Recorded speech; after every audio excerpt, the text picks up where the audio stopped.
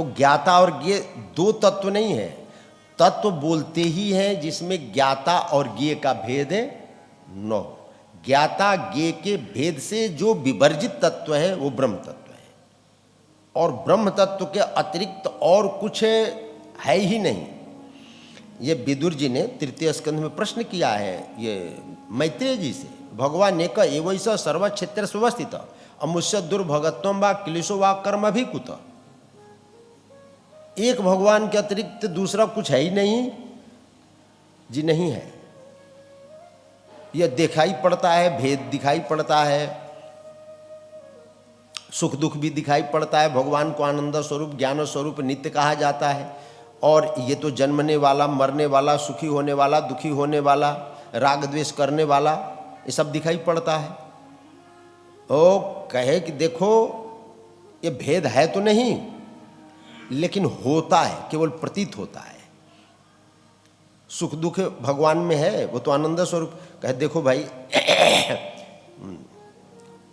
यथा जले चंद्रमस कंपादिस्तत्कृतो गुण दृश्यते सन्नपि द्रष्टु नात्मनो नात्मनो गुण। ये उदाहरण देते हैं चंद्र और जल का। जैसे आकाश में चंद्रमा रहता है, जल रहता है पृथ्वी के ऊपर सरोवर में, लेकिन चंद्रमा का प्रतिबिंब जब जल में पड़ता है और जल कंपित होता है, तो जो जलस्थ चंद्रबिंब है वो कंपित दिखाई पड़ता है, हिलते डोलते दिखाई पड़ता है, लेकिन हिलता डोलता चंद्रमा नहीं है। कौन हिलता डोलता है? जो जलस्थ चंद्रबिंब है वो। उसी प्रकार अविद्या के उपाधि से युक्त जो चैतन्य है, उसी में सुख दुख की औपाधिक कल्पना की गई है। वस्तुतः जो ब्रह्म तत्व है वो तो निर्लेप है, निर्विकार है, आनंद स्वरूप है, ज्ञान स्वरूप है, नित्य है, उसमें विकार है ही नहीं। तो जो सत है वो नित्य है, जो चित है वो ज्ञान स्वरूप है, और जो आनंद है वो भी ब्रह्म स्वरूप। ये तीनों मिला करके ब्रह्म तत्व की संज्ञा भागवत ने दी है, और यही संसार के उत्पत्ति का आदि बीज है। यह हम लोगों के यहाँ प्रश्न उठता है कि पहले वृक्ष बना कि पहले बीज बना। एक प्रश्न है, बीज के बिना वृक्ष कैसे, और वृक्ष के बिना बीज कैसे, बीज के बिना वृक्ष कैसे? तो ये दोनों में पहले कौन बना, एक प्रश्न रहा है, अनादिकाल से चला आ रहा है। किसकी सत्ता हम पहले स्वीकार करें, बीज की सत्ता या वृक्ष की सत्ता? लेकिन यहां पर काट दिया, साफ कर दिया, विश्वोत्पत्त्याद हेतवे। गजेंद्र ने स्तुति करते हुए अष्टम स्कंद में ओम नमो भगवते तस्मै यत एतत् चिदात्मकम पुरुषायादि बीजाय, स्पष्ट कर दिया कि संसार का जो आदि बीज है वो पुरुष तत्व है। जैसे हम स्वप्न को वृक्ष मानते हैं, इस वृक्ष का बीज कौन है? आत्मा। स्वप्न वृक्ष का बीज कौन है? उसके अतिरिक्त दूसरा है क्या? तो बीज पहले बीज ही हुआ, स्वप्न की उत्पत्ति बाद में हुई, यानी संसार की उत्पत्ति बाद में हुई। संसार वृक्ष है ना, ऊर्ध्व मूलम मद, भागवत में ये गीता में भी आया 15वें श्लोक पहले अध्याय में, वो पहले श्लोक में, ऊर्ध्व मूलम मद शाखा मस्वथम प्राहुरभ्यम छंदांस पर्णानि यस्तम वेद सवेदविद। ये संसार वृक्ष है और इसका मूल ब्रह्म है। तो ब्रह्म पहले होगा। जैसे स्वप्न देखने वाला होता है तब स्वप्न के संसार की उत्पत्ति होती है, यानी बीज मूल में है। इस वृक्ष को ये तीसरे में 15 के तीसरे में कहा, न रूपम मसीह तथोपलभ्यते नान्तो न चादिर न च संप्रतिष्ठा अश्वत्थमेनम स्विरूढ़ मूल मसंग शस्त्रेण दृढ़ेन छित्वा। जो वस्तु विचार करने पर अभाव को प्राप्त हो जाए, जिसकी सत्ता ही प्रतीत न हो, वो वृक्ष है। वृक्ष बोलते ही हैं कि जो वैचारिक धरातल पर खड़ा न हो सके, वो वृक्ष है। और जो वैचारिक धरातल पर एक रस दिखाई पड़े, वो बीज है।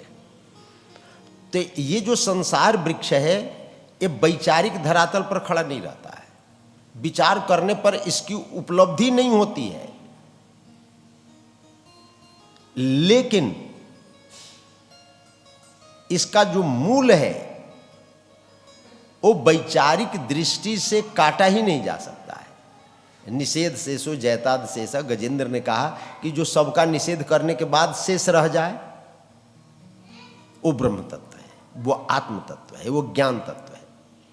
और उसके बिना तो निषेध किया ही नहीं जा सकता है। एक के बिना, आत्मा के बिना जैसे स्वप्न के संसार की सत्ता नहीं है, उसी प्रकार ये संसार की भी सत्ता ब्रह्म के बिना नहीं। यानी ये ब्रह्म में ही दिखाई पड़ रहा है। ये प्रश्न आएगा, किसको दिखाई पड़ रहा है? कहे ब्रह्म को। दिखाई भी ब्रह्म को पड़ रहा है, और जो दिखाई पड़ रहा है वो भी ब्रह्म है। ये निर्विवाद है, इसमें कोई विवाद नहीं है, निर्विवाद सत्य है। चाहे द्वैतवादी हो, चाहे अद्वैतवादी हो।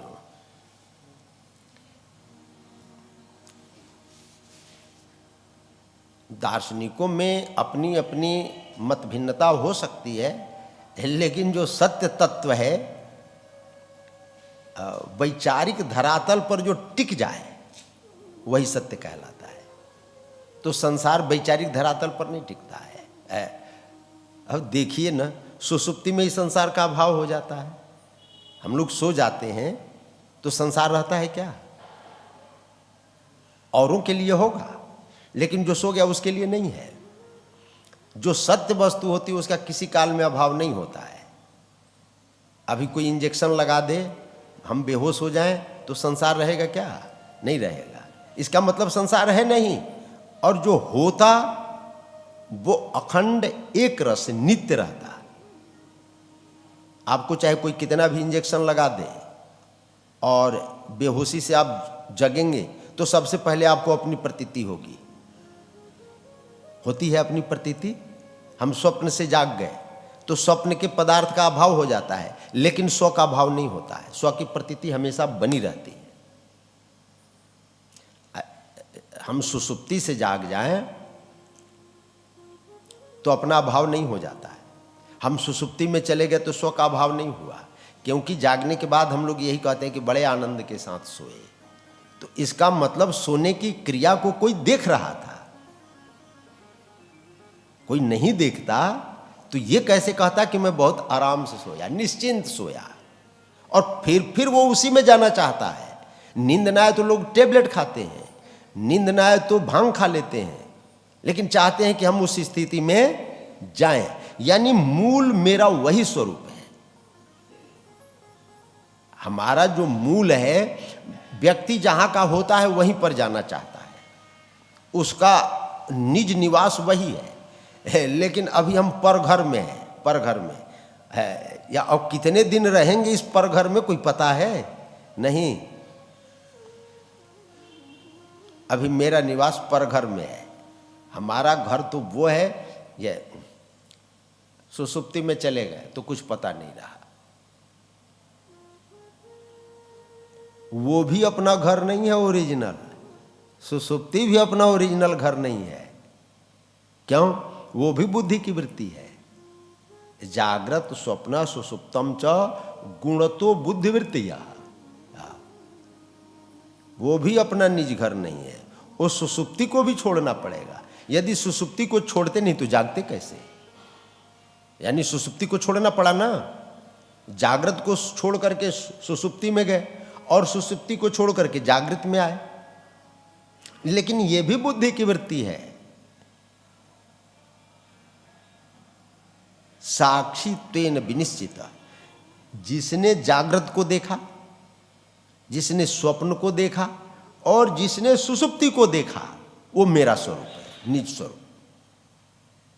उसमें प्रवेश करने के बाद अपने स्वरूप में, यानी वो अपने घर में, फिर जागरण नहीं होता है, फिर स्वप्न नहीं होता है, फिर सुषुप्ति नहीं होती है। उस अवस्था को बोध बोलते हैं, कैवल्य। तो जो भगवान है उस संसार के आदि बीज है। अब ये न मानिएगा कि भगवान हमसे अलग है, नहीं, मामला गड़बड़ हो जाएगा। हम भी भगवान ही हैं, आप भी भगवान ही हैं, सब भगवान है जी। हाँ, ईशावास्यमिदं सर्वम यत् किंच जगत्याम जगत, ईशावास्य उपनिषद का प्रथम मंत्र है। जो कुछ भी है भगवान से अलग है नहीं है। जैसे घड़ा है, घड़ा का एक रत्ती जगह, एक तिल भी जगह क्या ऐसा है जो मिट्टी से रहित है? स्वप्न का जो संसार है, क्या उसमें एक तिल भी ऐसा है जो आत्मसत्ता से पृथक हो? जी नहीं। आभूषण में क्या कोई रत्ती मात्र भी ऐसा जगह है जो सोना न हो? वैसे ही जो संसार है, इसमें रत्ती मात्र भी जगह नहीं है जो ब्रह्म से रहित है। एको देवा श्वेताश्वतर, वेद कह रहा है, एको देवा सर्वभूतेषु गूढ़ सर्वव्यापी सर्वभूतांतरात्मा कर्माध्यक्ष सर्वभूताधिवास साक्षी चेता केवलो निर्गुणस्य। एक ही है जो सब रूपों में, सब हजारों करोड़ों घड़ा होने का मतलब ऐसा नहीं है कि सब मिट्टी से रहित हो गए। सब मिट्टी है, चाहे लाखों करोड़ों अरबों खरबों घड़ा हो, और उनके अंदर जो स्थित आकाश है, ऐसा नहीं है कि आकाश अलग अलग है। आकाश भी एक है और मिट्टी भी एक है, लेकिन दिखाई सब अलग अलग पड़ता है, लेकिन एक के अलावा होता कुछ नहीं है। वो संसार के उत्पत्ति का आदि हेतु है, बीज है। पुरुषायादि बीजाय परेशायाभिधीमहि, वही बीज है, वही वृक्ष है, और वही शासक है, वही शास्य है, वही प्रकाशक है, वही प्रकाश्य है, वही ज्ञाता है, वही ज्ञेय है, वही कार्य है, वही कारण है। उसके अलावा और दूसरा कुछ भी है ही नहीं। तापत्रय विनाशा, ये जो ताप है ना, ये भी औपाधिक है। देखिए, कहते हैं ना हम लोग कि ताप की निवृत्ति हो गई। ताप है क्या चीज? जड़ता के साथ, शरीर के साथ संबंध रखने के कारण शरीर के परिणाम को हमने अपने आप में आरोपित कर लिया। एक बड़ा प्यारा सूत्र दिया प्रहलाद ने हिरण्यकश्यपु ने सप्तम स्कंद में। अब जब भगवान ने हिरण्याक्ष का वध किया, बरा भगवान ने, तो अपने माँ को, भाभी को बड़ा प्यारा उपदेश दिया है हिरण्यकश्यपु। इदम शरीरम पुरुषस्य मोहजम यथा पृथक भौतिकमीयते गृहम यथौदकैः पार्थिवतैज शैर्जन ज्ञातो न जातो विकृतो विनश्यति।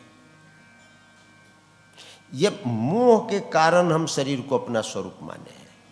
यह आपका स्वरूप है।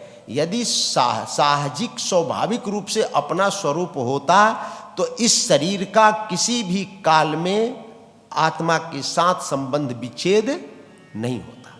कोई चाहे कि अग्नि को और गर्मी को अलग कर दे तो संभव है।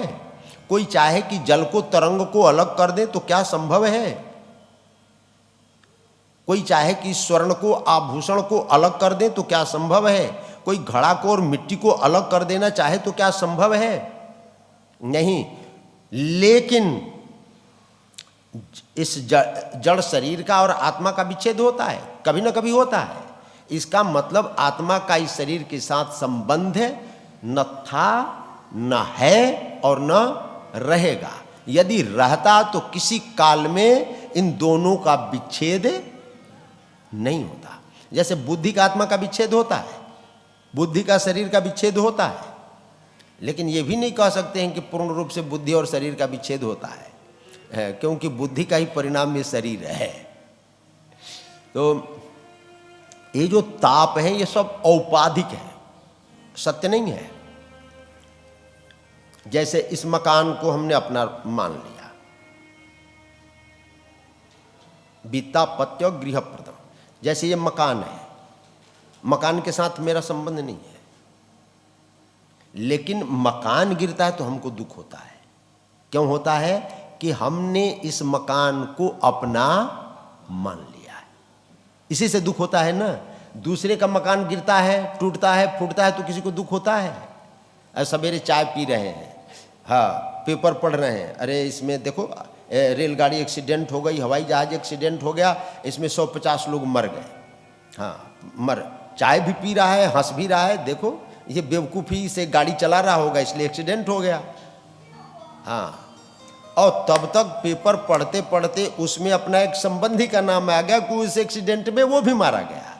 हाँ, अब तक दुख नहीं हो रहा था, चाय पी रहे थे, नाश्ता कर रहे थे, पेपर पढ़ रहे थे, हंसी मजाक कर रहे थे, जैसे ही आया कि मेरा एक संबंधी भी इसमें एक्सीडेंट कर गया, न तो चाय अच्छी लगेगी न हंसी मजाक, सब खत्म है। यानी मानी हुई मान्यता के कारण दुख होता है, वस्तु से दुख नहीं होता है।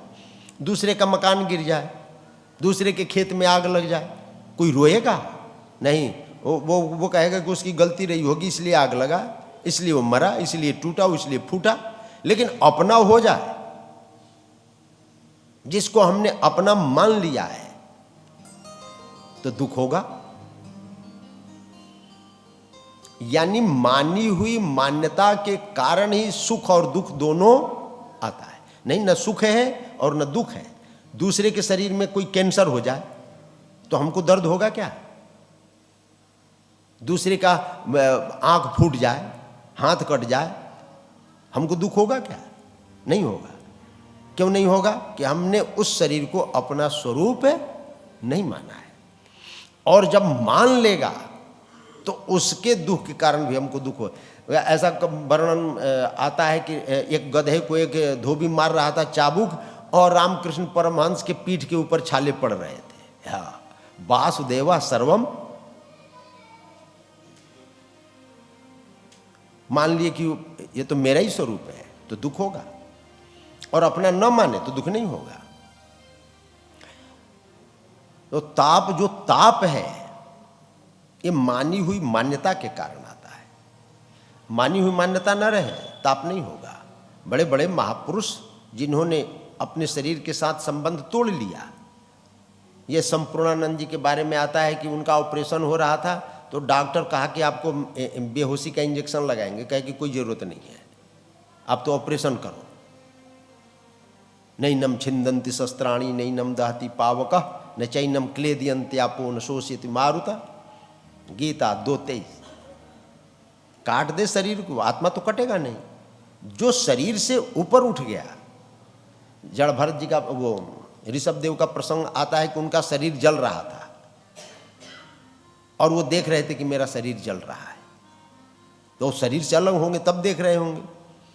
सिकंदर दानडायन के पास में गया, उसके प्रधानमंत्री के साथ, वो कहा कि वो चलो हमारे साथ तुमको जाना पड़ेगा। कहाँ पर? हमारे गुरुजी अरस्तु तुमको बुलाए हैं, यह एक वस्तु है, भारत से लेकर के आना सन्यासी को। तो उन्होंने कहा कि मैं नहीं जाता, मैं नहीं जाता। तो कहा कि तुम्हारा सर तुम्हारा अभी धड़ से अलग होगा और लुढ़कते हुए सब लोग देखेंगे, चलो। तो दंडायन ने कहा कि जैसे तुम लुढ़कते देखोगे वैसे मैं देखूंगा। यानी जो शरीर से अलग होगा वो ये कह पाएगा ना कि जैसे तुम देखोगे वैसे मैं देखूंगा। शरीर से बंध करके तो शरीर दृष्टा हो जाता है ना। जैसे चश्मा है, क्या ये दृष्टा है? ये तो दृश्य है, ये दृश्य है ना। लेकिन ये जब नेत्र के साथ युक्त हो जाता है तो ये दृष्टा बन जाता है।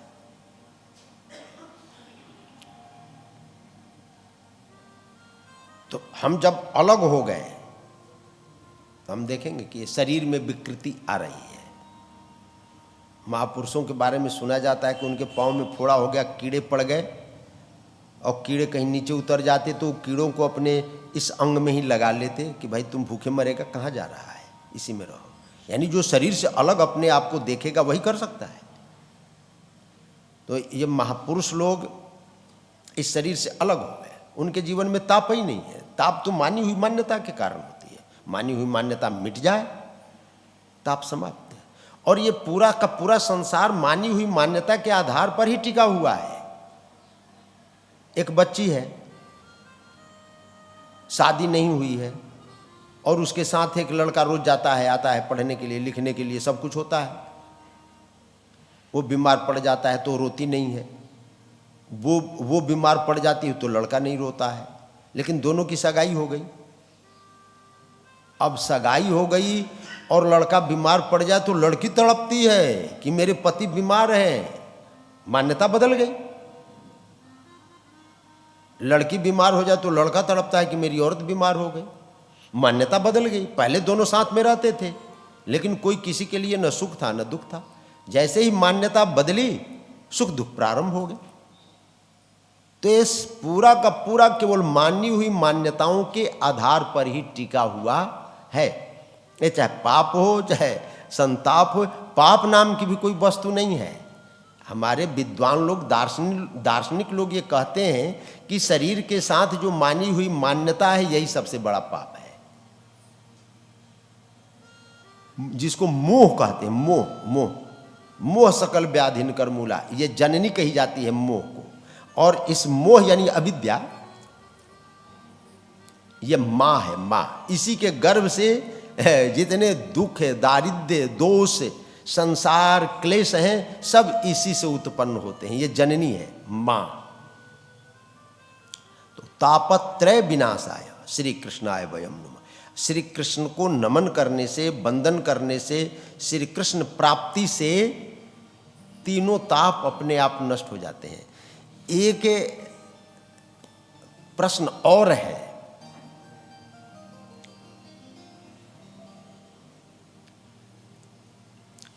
श्री कृष्ण की प्राप्ति का, भगवत प्राप्ति का।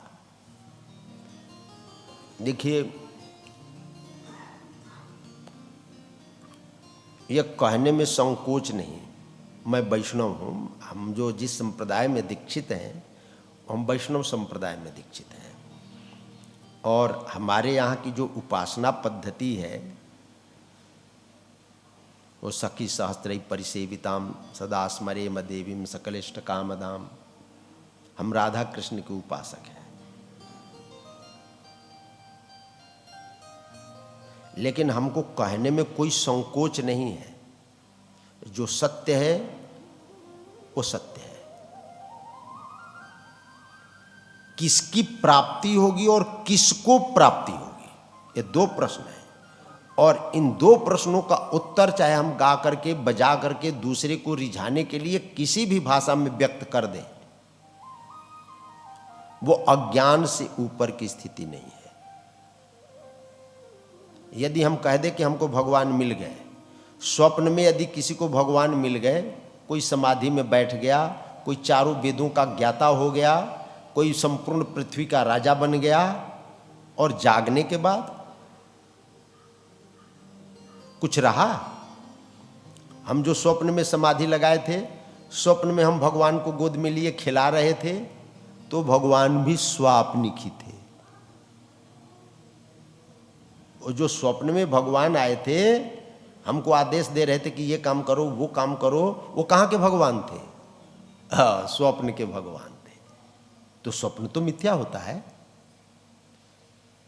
इस संसार में जिस भगवान की प्राप्ति होगी, वो संसार के भगवान की ही प्राप्ति होगी। अब संसार तो मिथ्या है। क्षणभंगु तिष्ठ, ये संसार मिथ्या है। तो मिथ्या मृग मृचिका जल होता है ना, मृग मृचिका के जल में कोई गोता लगाएगा तो मृग मृचिका का ही पुरुष भी होगा। जो रात्रि में स्वप्न में वेद पढ़ेगा, वो वेद भी स्वाप्निक होगा, और वेद पढ़ने वाला पुरुष भी स्वाप्निक होगा। गलत तो नहीं है ना? रात के स्वप्न में, रात में हमने स्वप्न देखा कि हम बहुत बड़े विद्वान हैं और बहुतों को हमने शास्त्रार्थ में पराजित कर दिया। तो शास्त्रार्थ में पराजित करने वाला पुरुष भी स्वप्न का होगा, और जो स्वप्न में शास्त्रार्थ में पराजित हुआ वो पुरुष भी स्वप्न का होगा, जागरण का नहीं होगा। हमको इस संसार में इन नेत्रों से जिस भगवान की प्राप्ति होगी, वो भी माइक होगा। दर्शन, ये शरीर माया का है ना, ये शरीर तो माया है। स्वप्न में भगवान का दर्शन होगा तो दर्शन करने वाला पुरुष भी स्वप्न का और भगवान भी स्वप्न का ही होगा। गीता में भगवान त्रिगुण्य विषया वेदा नैस्त्रिगुण्यो भवार्जुन। अब स्वप्न में जो वेद है, 4 वेद है ना, ऋक यजुर साम अथर्व आदि 4 वेद। स्वप्न में जो वेद है वो कहाँ का होगा? जागरण का होगा कि स्वप्न का होगा? कहे स्वप्न का होगा। तो स्वप्न वेद का तब तक महत्व है जब तक हम सो रहे हैं। जागने के बाद उसका कोई महत्व है? इस संसार से जो जाग जाता है वो फिर वेद नहीं पढ़ता है। जड़ भरत को आपने देखा वेद पढ़ते, सुखदेव को देखा आपने वेद पढ़ते, माला लेकर बैठे, तिलक लगाते, कंठी लगाते। दिगंबरम भक्त विकीर्ण केशम प्रलंबबाहुम समरोत्तमाभम तत्रा भवद भगवान व्यास पुत्रो यदीक्षा गामटमानोनपेक्षा अलक्षलिंगो निजलाभ तुष्टो वृतिश्च बालैरवधूत वेशः। जड़ भरत के पिताजी ने बहुत प्रयास किया कि ये तिलक पहने, कंठी पहने, जनेऊ पहने, इसको गायत्री सिखा दें, वेद पढ़ा दें। बेचारे वेद पढ़ाते पढ़ाते मर गए लेकिन गायत्री तक नहीं सीख पाए। उन्मत्त जड़ान बधिर स्वरूपेण दर्शया मासालुकस्य। जो जाग जाता है, अच्छा एक बात और है, जो जाग जाता है उसको संसार में जितने हैं पागल दिखाई पड़ते हैं, लेकिन जो जागा है संसार के लोग उसको पागल कहते हैं